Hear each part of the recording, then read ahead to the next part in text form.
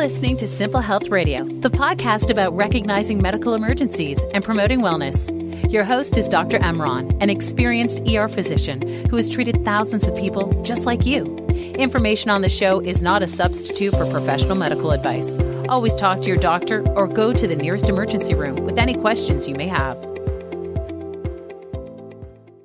Thank you so much for joining me on today's episode of Simple Health Radio. On today's episode, we have a question that was sent in from Dave, who is the host of the Sleepy Time Tales podcast. He's one of our online supporters and a fellow podcaster. You can visit his website, www.sleepytimetales.net. He has an interesting format for his show. The goal of his show is to help people fall asleep before the end of the episode.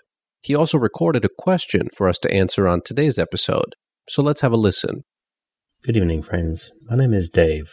I'm the host and writer of the Sleepy Time Tales podcast. It is a sleep aid podcast where, if I do my job right, I've bored you to sleep by the end of the episode. You can find it on your podcast service of choice, including Spotify, Apple Podcasts, Google Podcasts, or wherever you look for your podcast entertainment. Or you can find my website at sleepytimetales.net. Thank you, Dr. Emron, for the invitation to submit a question. And mine is quite a simple one. As a lifelong insomniac, I've kind of gotten used to many sleepless nights in a row. And according to my Twitter timeline, sleeplessness is not an uncommon problem. So I started my show to try and help people to sleep, and so far I think I've had some success. But could you explain to me and the listeners, what are the long-term consequences of a lack of sleep to our general health? Thank you very much. Let me first thank Dave for sending in a great question about insomnia. Over 40 million Americans have insomnia each year.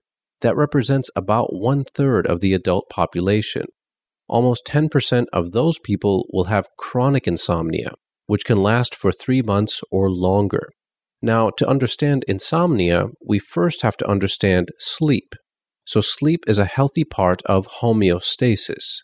That means that the body has to be in balance between the daytime and the nighttime. So, for example, in the daytime, whenever we are walking, exercising, thinking, or even digesting, at nighttime we have to allow for restoration of all those activities in order to be prepared for the next day. So through research, we've identified that there's actually multiple different types of sleep. There's at least 5 that we know of, and I'll go through each of them briefly. Stage 1 sleep is the lightest form, and if we use an EEG or a special machine to measure the brain waves, it actually tells us that we're slightly slower than when we're fully awake, but our breathing and muscle tone could actually be normal. So think of this as a very brief nap. Stage 2 is a deeper sleep, and it becomes a little harder to wake up people who go into stage 2 sleep. And then stage 3 and stage 4 sleep are deeper and deeper types of sleep. In these situations, it takes a lot of loud noise to wake up people. And for some reason, as people get older, they actually spend less time in stage 3 and stage 4 sleep. That's why some people will say, I need less sleep, and they could be in their 60s or 70s. But if you wake up a person who's in stage 4 sleep, they look groggy, they're very dizzy, they look annoyed. And if you ask them a question about math or computers, or even something simple like, did we buy milk on the way home from the store, it could take them a while to actually come up with a response that makes any sense. For some people, it can be up to half an hour before they're fully awake and actually able to function properly. That's why it's dangerous to wake up people in stage 3 or stage 4 sleep, especially if they're using an alarm clock, or you startle them, or you wake them up when they're at work or something and they have a question in the middle of the night. Now, in this situation, if you wake up someone who's in stage 3 or stage 4 sleep, their mental performance will be affected, and they're going to give you answers that may not be safe or that may not be the ones that they intended to give you. Now, the final stage of sleep is called REM sleep. REM, REM sleep, and that stands for rapid eye movements. This is the type of sleep where people have deep dreams and nightmares. The muscles actually have no movement. We call it atonic, and that's actually to protect people so they don't act out on their dreams, meaning they don't kick and scream or punch someone if that's what they're seeing in their dreams. Their breathing is very unusual because it looks erratic and very irregular. And even their heart rate, their pulse, will jump up and down frequently. Now, if you look at someone who's in REM sleep, it's very obvious because their eyelids are moving and their eyes will move back and forth very quickly. And that's where the term rapid eye movement comes.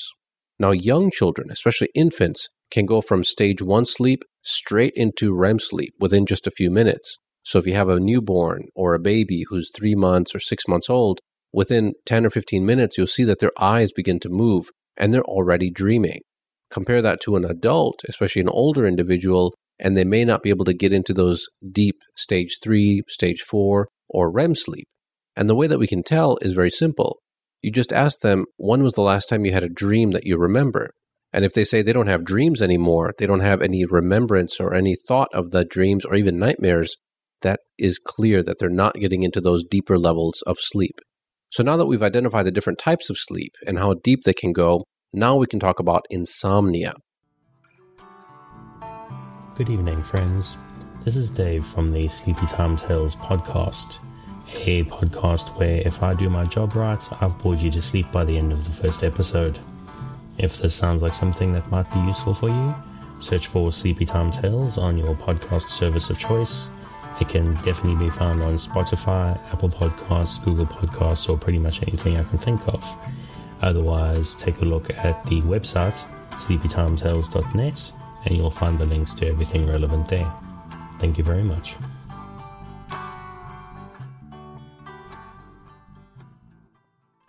So there's actually 3 different types of insomnia. The first one is where you have trouble falling asleep. The second is where you have trouble staying asleep. And the third one is when you start waking up too early. Okay, so these are all 3 different types of insomnia. Again, difficulty falling asleep, difficulty staying asleep, or waking up too early. The trouble with insomnia is that people who sleep and they're disrupted, they're going to feel exhausted because they never get a chance to go into those deeper levels of sleep. Now, when people don't have enough sleep, the body is unable to heal properly. And that includes everything from the brain to muscles to bones and even the heart.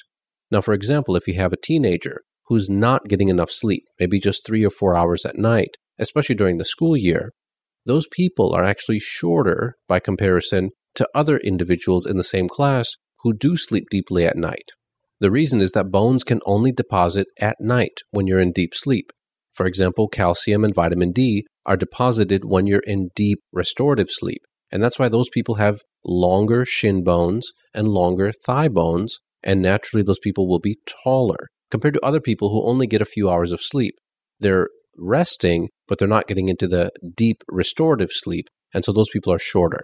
Now, it's also true that when people don't go into deep sleep, they have a high amount of cortisol, which is a stress hormone. It's released by the body into the blood, and cortisol has been linked with high blood pressure, diabetes, heart attack, and stroke. So all of the 4 very bad things that we always talk about are linked with sleep directly. Now, there are also people who have psychological issues and mood issues that can occur with insomnia. So there could be some mild irritability, meaning they're kind of grumpy. They're not very pleasant to be around at parties. But then it can progress to depression, meaning they just can't focus and they can't function in society. They can also develop anxiety and paranoia. So these people start to see bugs crawling on the walls, and they get very jumpy, even with the slightest noises, or even in the security of their own home. And then there are some people who become suicidal. They've become chronically sleep deprived. The brain has used up all of its chemicals like dopamine and some of the healthy positive effects of that. And now they become manic, very erratic. They don't make sense when you talk to them. And those people do become hopeless, and they have been known to commit suicide just due to chronic insomnia. People who are unable to sleep are always the ones who have more car accidents. They seem to make more mistakes at work. They leave the oven on by mistake. And they forget to pick up their kids from daycare. They're just over-exhausted. Now, worrying about sleep actually makes it even worse because it makes you feel achiness in your joints. People have chronic pain, fibromyalgia, congestive heart failure, acid reflux, Parkinson's disease, and even hormone imbalances are all linked directly with insomnia. Now, the way to treat insomnia really depends on the person and the severity. Most people just need a quiet room. They turn the temperature down so it's very cool. They use heavy curtains to block out any extra light. and they leave their phone and their TV off, leave it out of the bedroom, those people are going to fall asleep very quickly.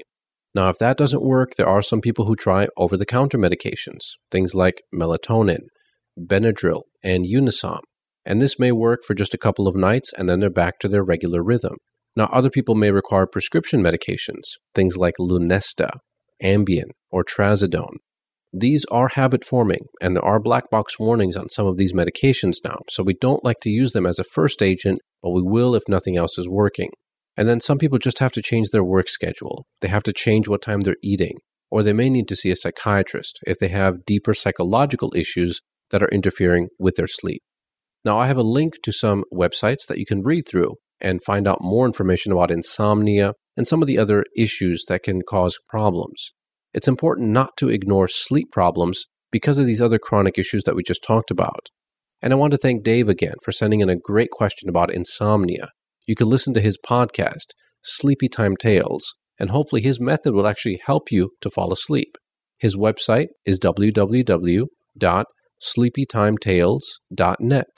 Now, if you have a question you'd like me to answer, just record it on your phone or your computer and send it to us by email. You can connect with us on social media. You can visit our website, simplehealthradio.com, and you can listen to these episodes and all previous ones through iTunes or your favorite podcast manager. We hope you enjoyed this week's episode. Visit simplehealthradio.com to read the blog, follow links mentioned on this episode, and easily share content with your family and friends. Subscribe to the show on iTunes, Spotify, YouTube, Spreaker, iHeartRadio, and the 3 and Out Radio Network. Be sure to connect with Dr. Emron on Twitter, Facebook, Instagram, Pinterest, and Tumblr to send us your questions and ideas.